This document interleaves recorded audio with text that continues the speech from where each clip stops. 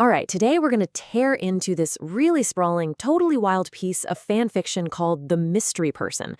Seriously, it's such a fascinating look at how a new generation of creators are grabbing all those classic horror tropes and just twisting them into something totally new.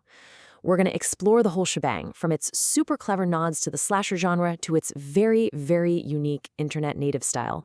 So get this. The author kicks off the sequel with maybe the most iconic line in slasher history. It's not just a cute reference, it's a signal, right? It immediately tells you, hey, we're in a world that knows the rules of scary movies inside and out, and you just know they're probably about to break every single one of them. It's the perfect self-aware opening. So here's our game plan for breaking this all down. First, we'll frame this as a modern slasher story. Then we'll dive right into Woodsboro and meet the new group of characters.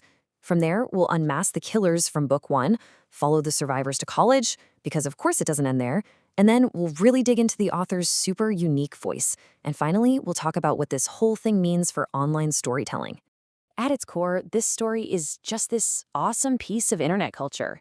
It's a fan-written homage that doesn't just, borrow a few ideas from the Stab franchise. No, it builds a whole new, bloody, and really ambitious chapter right on top of that foundation.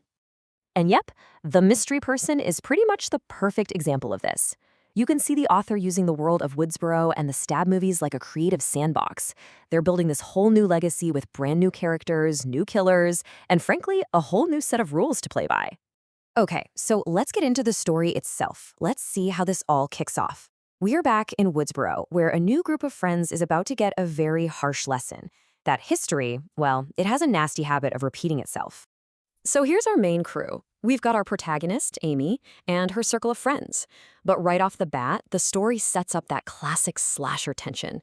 You know, the one where the line between a friend and a suspect is just razor thin. And as you can see, even her own boyfriend, Lucas, is on the suspect list from the jump. No one is safe. And just like the classics, it all starts with that phone call, that terrifying call, followed by a brutal home invasion.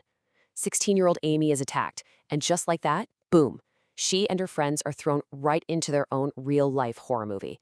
A new Ghostface is in town, and a new killing spree has begun. And then, bam, the twist. The one that changes absolutely everything.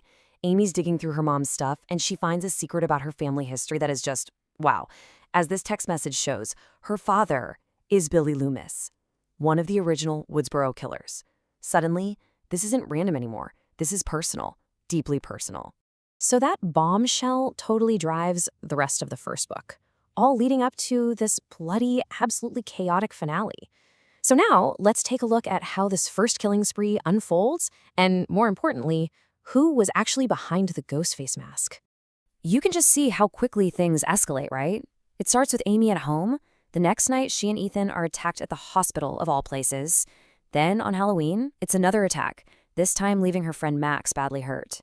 It all builds and builds to this final showdown at the local theater, a classic spot for a third act bloodbath. And the reveals of who the killers are, man, it just hammers home that theme of betrayal. First, Nick gets unmasked, then his sister, Piper. But the final twist, the one that really hurts, the third killer is Amy's own boyfriend, Lucas. 3 of her closest friends. They were the ones terrorizing her all along. So what was the point of all this? Why did they do it? Well, Piper lays it all out right here. They felt like when the original survivors left Woodsboro, the story just died. So they decided to write their own sequel, to create a new legacy, with Amy, the daughter of a killer, as their star. But of course, as we all know, in the world of slashers, the story is never really over, is it? The author came back with a sequel, so let's see what happens when the horror follows our survivors, Amy and Ethan, all the way to college. So the sequel really shifts gears. The setting moves from high school in Woodsboro to college life in Albany. We get a whole new cast of friends and, potential suspects. But most importantly, the motive changes. It's not about creating some new legacy anymore. Now it's about good old-fashioned revenge. And the new Ghostface? They are even more meta, if you can believe it. They're totally upfront about their goal, to make a sequel, a brand new Stab movie. And who are they casting as the leads? Amy and Ethan, of course. The story is once again winking at all the horror rules while playing by them. So who's behind the mask this time? Well, the first killer is a new character, Austin. But the second reveal? That's what connects it all back to the first book. It's Sophia. And it turns out she's the sister of Max, the friend who was murdered in the first book's finale. And Sophia's motive is just laid bare right here. It's simple. She blames Amy for her sister's death. It's a classic revenge plot. But there's a really tragic twist. Amy wasn't a killer. She was a victim.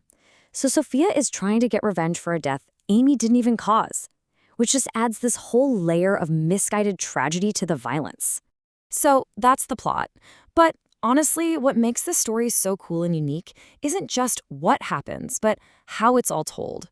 Let's pull the curtain back a bit and look at the author's really distinctive voice and some of the creative choices that make this such a standout piece of online fiction. Okay, check this out. One of the most unique stylistic choices is that the author includes a chapter soundtrack. Each chapter is paired with a specific song, and, well, it's pretty clear they have a favorite artist in Billie Eilish. This isn't just a gimmick. It creates a very specific mood and atmosphere for every part of the story. It's like having a curated playlist to guide your emotions while you read. But the author's creativity didn't stop there. In a move that gives us this amazing peek into their whole process, they didn't just write the story once. No, they actually wrote it twice. 2 totally different versions. And the difference between the 2 versions is, well, it's kind of amazing. It gives you this perfect window into the creative process. On one side, you've got a line from the main, polished story, a serious, genre-savvy warning. And on the other, a quote from what the author calls the 5th grade version, which is just wonderfully chaotic and hilarious. It's this rare chance to see a story's raw, unfiltered first draft, and it is just brimming with this pure, fun, creative energy. All right, let's bring it all home.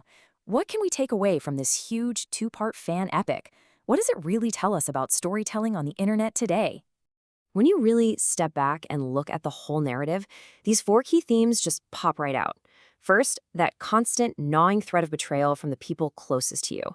Then there's the inescapable legacy of family, how the sins of the father really do come back to haunt the child. There's also this deep self-awareness of horror tropes and the genre's rules. And finally, the very structure of the story, the fact that there is a sequel, just reinforces that classic horror message. The end is never really the end. You know, this whole project leaves us with a really fascinating question to chew on. The mystery person is passionate, it's ambitious, and yeah, at times, it's a beautifully messy work of art made by a fan for other fans. It's just a powerful example of what happens in a creative world where literally anyone with a story can find an audience. So, what does the future of fiction actually look like when those barriers to entry just crumble and the line between who makes the art and who consumes it completely dissolves? It's definitely something to think about.